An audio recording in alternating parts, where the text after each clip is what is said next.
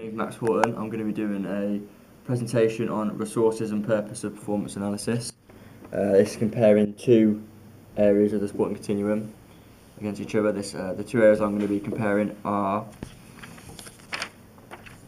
a participation level and the elite level. Participation level is players playing for a club, a local club, whether that be mainly just for fitness and a little bit competitive, just for fun really. Whereas elite level is playing at the top of your sport. So this could be for professional football clubs such as Barcelona, Man City, Birmingham, those sort of teams. Getting paid for it, getting funded. This is like your real life job. Okay. The purpose of performance analysis at participation level. This could be talent identification. This is like scouting, so you get say your football team that you're playing for gets into a cup final.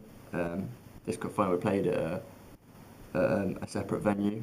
You might have scouts there scouting any players that they think has got potential to move up in the on the ladder, get into to maybe improve their performance, etc.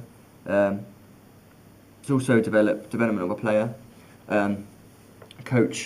A coach develops a player, obviously, because they're going to be turning up week in, week out. The coaches will give them, hopefully, improve their skills, fitness levels, maybe their mental ability to cope with pressure situations, etc. The purpose of performance analysis at elite level. One of these examples are funding. A player, obviously, if it's playing at a very high level on a big stage, week in, week out, going to get quite a lot of funding from, say, sponsorship, because they want their name out there and they know that you're going to give it them because you're a role model to many people and you're on the big screen on telly quite a lot. Also, obviously, they're getting funding through their club. The better player you are, the more goals you can bring, the better chance your team have got of winning, the more money you're likely to be paid each week.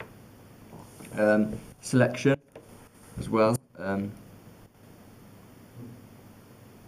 A player, for example, if they get injured, such as Aguero got injured, was scoring loads of goals, then got injured and obviously couldn't play for a few weeks.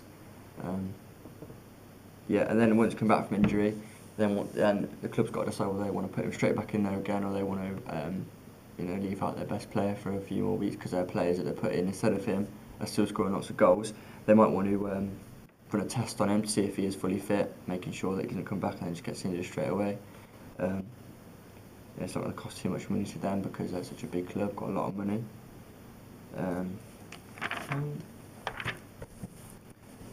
Next slide. Resources performance analysis at different levels. Participation, a test you could do is a video analysis using the Coach's Eye app. Seeing how good their shooting technique is compared to a professional or someone who does it week in, week out. Coach's Eye app costs around £2.99.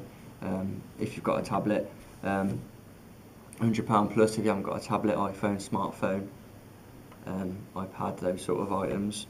You need a football pitch, obviously, to conduct the testing, or a sports hall, just any sufficient space in order to perform the activity. You only really need a coach there, the coach himself, just to be there to run the test and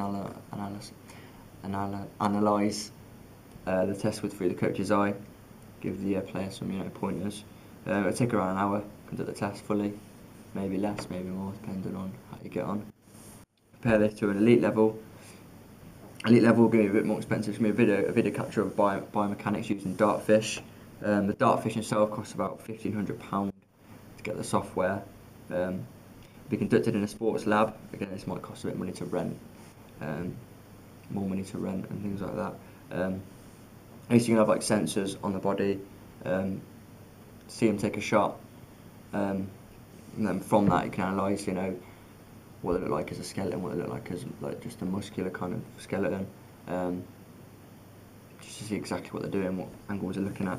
So you'll need, again, when you need a football in your computer to look at the results, take the results down.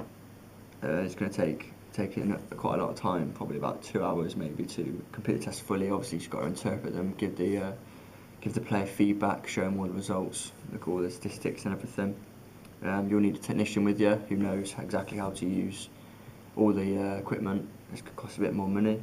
A sport analysis, because they've got to obviously analyse all the results properly, and this is quite high-end equipment, so they obviously need to be trained fully on how to use these.